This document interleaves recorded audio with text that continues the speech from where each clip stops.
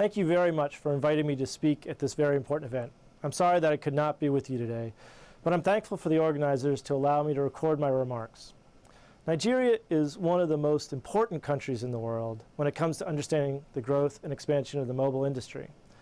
At this inaugural event, the Nigerian App Summit is helping to chart the future of multi-platform applications for both the consumer and enterprise. You are all key players in that future, so it is doubly important to balance your discussion of the bright future of the mobile industry in Nigeria along with some of its key challenges. So let's jump right into it. Nigeria is a populous, vibrant, and energetic place, and that energy has driven the explosion of mobile to information, access to information, everything from a simple phone call or SMS to a high-speed data connections across the country. Today, according to the data firm Informa, Nigeria stands as the 10th largest mobile market in the world, with over 114 million mobile phone subscriptions in operation. There's also strong growth in the smartphone sector, with 12.7 million data-connected phones active earlier this year. Nigeria is also a place of great disparity. In 2011, just over 54% of the population of Nigeria was living on less than $1 a day, according to the World Health Organization. In 2013, 8 in 10 Nigerians did not have access to health insurance, and only 10% had access to essential drugs. And according to the World Bank, just over half the population has access to electricity. So we have to balance the booming Nigerian mobile market with the deep gulfs that are keeping many Nigerians from benefiting from the mobile innovation. These disparities are the crucible in which Nigerian entrepreneurs will find innovation that can be applied to markets around the world. Build a solution that addresses a critical problem in Nigeria, and you create a business that is applicable to everywhere. Let me briefly discuss 3 great opportunities for mobile innovation and growth. Number 1, building service and content solutions for women. Number 2, connecting low bandwidth Africa to high bandwidth services. And number 3, helping Africans own their own data and their own privacy. So for women, one of the most important opportunities for the mobile industry is the potential for expanding the number of women who own and use mobile devices. According to a recent report, Women in Mobile, a Global Opportunity, a woman is still 21% less likely to own a mobile phone than a man. This figure increases to 23% if she lives in Africa. Closing this gender gap represents a $13 billion revenue opportunity. So why is this gap of mobile ownership by women? There are a myriad of factors such as affordability and education level, but also cited are barriers based in, I don't think you make a product that's very relevant to my life. And that is your market opportunity. Like many places around the world, women, mothers, sisters, daughters, and wives provide the glue that keep families together and communities thriving. While men still earn more income for the family, it is women that on average take more responsibility in managing the family finances. Women are oftentimes the family leader for shopping, paying bills, sending remittances, and saving. And beyond fiscal management, women are also the leaders in managing the family's health care, getting and keeping children to school, and ensuring the family's participation in community events. In Nigeria, according to the latest census, there are nearly 16.5 million women between the ages of 15 and 24 who should be a strongly mobile generation, but we note that 4 million of those potential customers will take themselves out of the market as they feel mobile devices are not relevant to their lives. What will it take to get a woman subscribed and actively using a new mobile device? Across Africa, there have been excellent projects aimed in the arena of mHealth and mWomen, and lessons from these efforts can inform Nigerian entrepreneurs. Other areas that I think are ripe for exploration, including education at home. Recently, Nokia rolled out a mobile math service, MoMaths, in partnership with the South African government.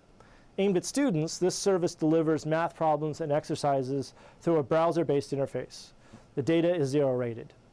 I can see a powerful subscription service that would deliver educational services to the next generation of women on a wide variety of topics, such as basic and advanced skill training, sexual and reproductive health, personal financial management, and even how to find a job, and religious education, as well as a range of other skills. However, one thing that is a barrier to the developing market, this market fully, is in the room.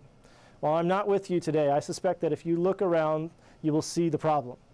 Like all technology industries, there is a lack of women from leadership down to the frontline staff. I believe the biggest barrier to creating a vibrant women-centric mobile business is going to be the lack of content, services, and platforms that are designed for and by women. I'm sorry to say that without increased participation by women in the mobile sector, there will always be a relevance gap. Second mobile opportunity, not only for Africa, but the rest of the world, is how mobile services will connect to low bandwidth populations to high bandwidth services. In Nigeria, there are approximately 12.7 million data-connected phones out of a total subscription pool of 114 million. In other words, about 90% of the Nigerian market is still on feature phones. But we have to acknowledge that feature phones today, like the entry-level Nokias that are coming on the market, are not the brick phones of yesterday. They run JavaScript that allow for users to interface with social media, browse basic web pages, and get active content feeds. And there are companies starting to focus on that market. Successes like To Go, WhatsApp, or even Nigeria's own Paga are very promising starts. Personally, I'm also interested in a company such as Bainu that enables feature phones to have smartphone-like interactions. Bainu, an Australian company, enables smartphones to be able to work like, it makes feature phones work like smartphones through virtual app services in the cloud and a very clever use of simplified XML markup schema. Supported applications include Facebook, Twitter, Google Search, live news, football scores, YouTube, and so on.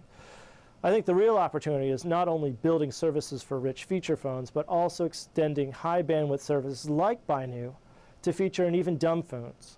The sophistication of technology platforms such as Twilio or Voxio or open source IVR and other advances in voice XML are enabling new opportunities to extend high customer interaction to non-data customers.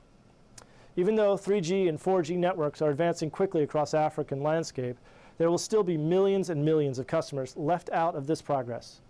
There's a divide today, and it will become only more apparent. So as you start or grow your company, think about developing those features that enable the majority of the audience to own and participate. Owning your data and your privacy. If you look at the news over the past several weeks, you may have noted that issues of privacy and personal information security have been in the news. This last August, South Africa adopted its Protection of Personal Information Bill, which puts into place strict new regulations and oversight on the usage of personal information. This law is modeled after similar European laws and regulations that put a premium on personal privacy. But the reality is that much of our future economic growth will be based on companies knowing more about you. From Google to Facebook to healthcare to banking, the more a company knows about you, the theory is that you get better services, better pricing, and better products. In the arms race that is database business models, the weakest player is the individual audience member. I believe that personal data protection, assistance with secure and private conversations, and support protecting privacy, navigating through such complex systems as healthcare, banking, employment, and education is a new frontier for mobile business in Africa. At a very basic level, mobile companies have to do a better job at explaining their privacy and data management policies to their customers. Rather than long, complex legal terms of service, we need companies that take a user-centric approach to explaining data usage to both literate and low literacy populations. But beyond what I think is an important business ethical issue, there are new opportunities for a range of privacy and mobile services. As devices and accounts proliferate, users have to manage multiple logins that should be increasingly complex and require two-step verification. There's an opportunity to grow personal security services that manage passwords and other sensitive information, and that are accessible through a mobile device. Thinking about privacy and meeting industry standards is not enough anymore. As more Nigerians live more of their lives online, it's important for the Nigerian mobile industry to rethink how privacy works and how to start from a user-centric point of view, protecting and utilizing personal data. So I said at the beginning of this talk, Nigeria is an incredibly vibrant and energetic mobile industry. For me, it is one of the most exciting places on the planet, and I am very sorry that I could not be there with you today. In the US, there has been a long awareness of the negative issues that Africa faces, and while those challenges are real, they also form the basis for innovation for the rest of the world. I've highlighted 3 areas that I think build a great business and solve a thorny problem. 1, develop meaningful solutions for women as an essential target audience. 2, understand how to eloquently connect low bandwidth Africa to high bandwidth services. And 3, stake the next territory in personal data protection. There are many more opportunities than these three.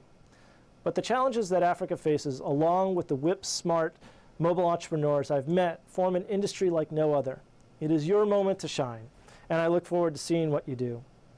Thank you again for allowing me to speak to you, and if you want to stay in touch, look me up on Twitter with my name @rbole or my email at rbole@bbg.gov.